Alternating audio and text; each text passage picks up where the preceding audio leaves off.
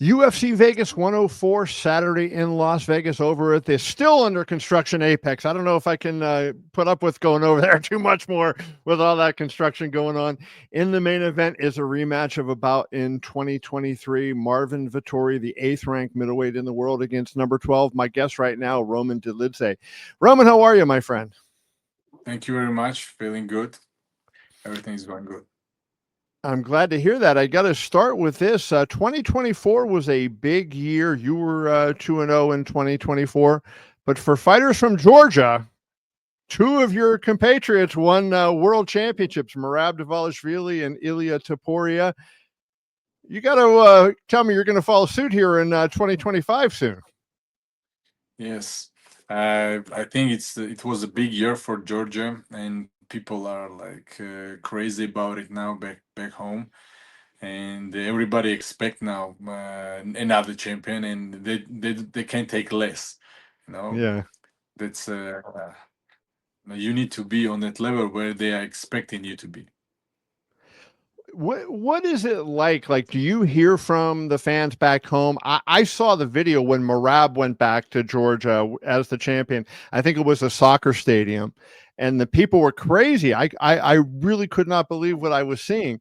How about from your standpoint? Do you hear from your fans on social media? Do they reach out to you and kind of encourage you and sort of talk to you about representing the country?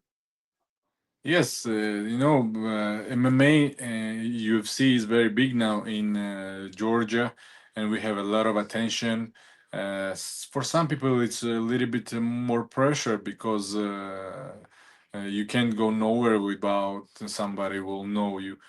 And in beginning, it was good, but now I really like I don't like so much attention to myself. Yeah. But it is what it is. It's how it works. That's all.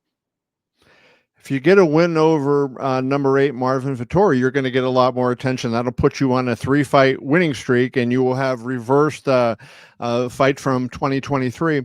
I saw an interview with you that you did the other day, and I wanted to ask you about that. You referenced that you weren't in shape when you fought Vettori the first time. And I wonder if you can kind of explain sort of what was going on with you going into that fight against Marvin that was that you didn't feel like you were at your best. It was a little bit problem with your sound, but I understand the question. With Marvin, I was in a good shape. I never said that I was in the best shape in a bad shape with Marvin. It was after I was with Imamov. I had some problems, and it's only Okay. my reason why and my fault why I fought that fight. It doesn't neglect how good my opponents are. With Marvin, I was in a good shape, and even I thought that I won that fight, and I'm very happy that now I have opportunity to show everybody and give answers to myself, give answers to people who thinks I won the fight. And that's why I'm very glad that I'm here and not so long left when we will get all questions and all answers to questions. Sure. When you look back at that first fight, do you see things that are obvious that, hey, I can improve and be better in the rematch? Yes, probably main thing is like to be more cold-minded. I was very, how to say, aggressive in a different way, ruthlessly aggressive. Mm. And I think this time it's 5 round, and I need to. I'm good at striking, wrestling, grappling, anywhere, but I just need to be calm and do everything for win. It's kind of interesting to hear you say that. Marvin used to be a big talker, maybe not talking quite as much as he used to, right? But you're a veteran of the sport. Was it emotion that got you so aggressive in that fight, or was it just maybe the style that he fought? No, I think I was the that fighter. I was always fighting with my emotions before. Even if you look fights before, I always was going 100% from beginning. But after, especially after Imam's fight, I learned a lot. I understand a lot, and even this fight is 5 rounds, and I need to manage my energy and be ready for anything what can happen. He has been at the highest level. He's fought for the title, fought a lot of, as you have, but a lot of really good opponents. Where do you think he's vulnerable? Like when you look at him, is there one area where you think you have a distinct advantage in the fight? I think he's good everywhere. No matter stand up, he tries moves a lot. Of course, he have some problems, but he's not bad. Let's say, but he's not best in this area. He's average, good in every aspect. But I think I can do more. I can hit harder. My grappling is better, and I just need to show all this in Saturday. I want to ask you about your coach, Eric Nicksick. I've always thought Nicksick is one of the best coaches in MMA, right? I'm not around everybody on a day-to-day basis, but you see the quality fighters that are produced under his training, and there are so many great fighters. What is it that makes Eric so good as a trainer and a coach? Like, how does he differ from other people you've had?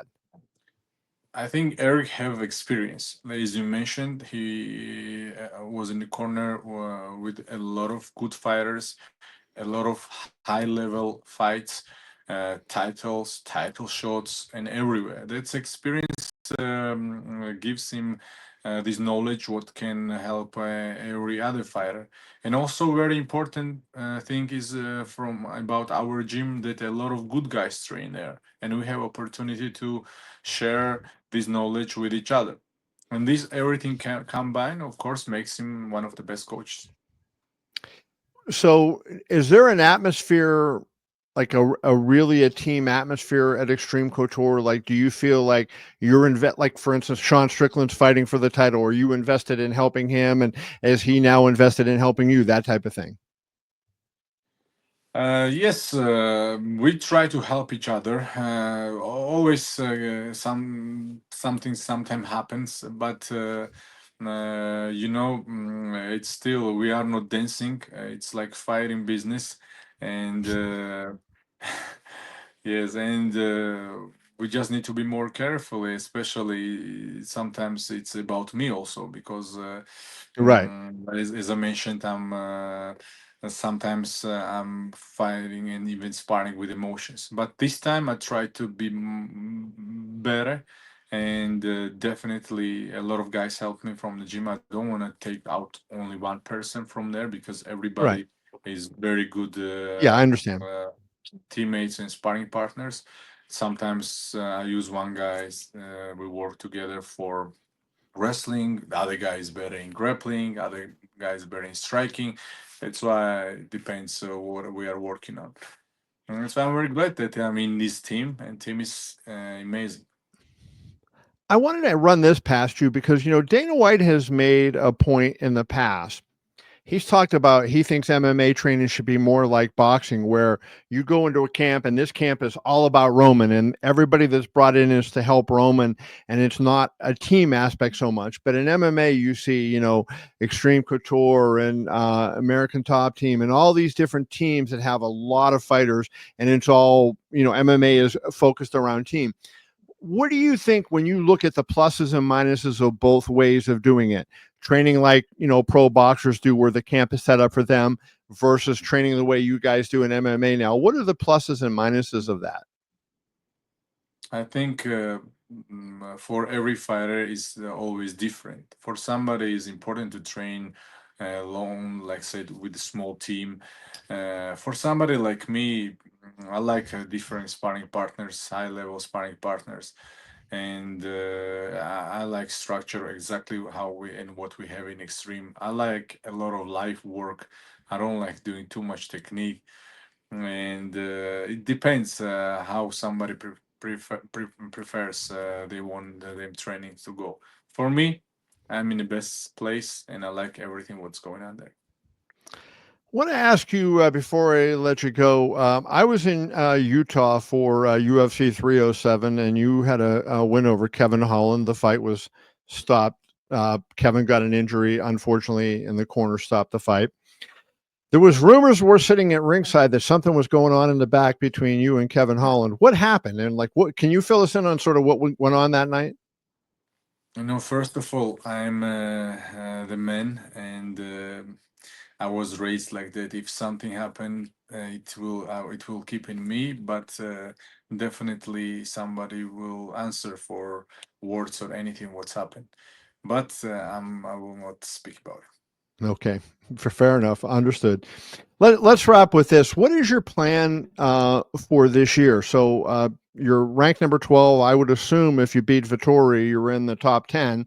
In the middleweight division, a lot of veterans may be kind of on the way out and on the way down. It seems like there's opportunity there. How do you view the division, and what a win on Saturday over Marvin Vettori will do for your career? I will just step up.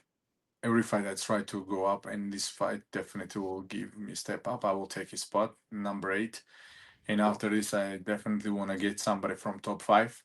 There are a lot of guys who already deserve to fight for title, but because of they are so much, everybody need to wait their chance. And win over them, these top 5 guys, they will put me on their spot next contender. Very good. Well, you can see this young man fighting on Saturday in Las Vegas, UFC Vegas 104, Roman Dolidze against Marvin Vettori. Roman, appreciate your time, my friend. Thank you. Good luck, and I hope you get one of those celebrations in Georgia at some point soon. Thank you. Have a good day. Be well. You too.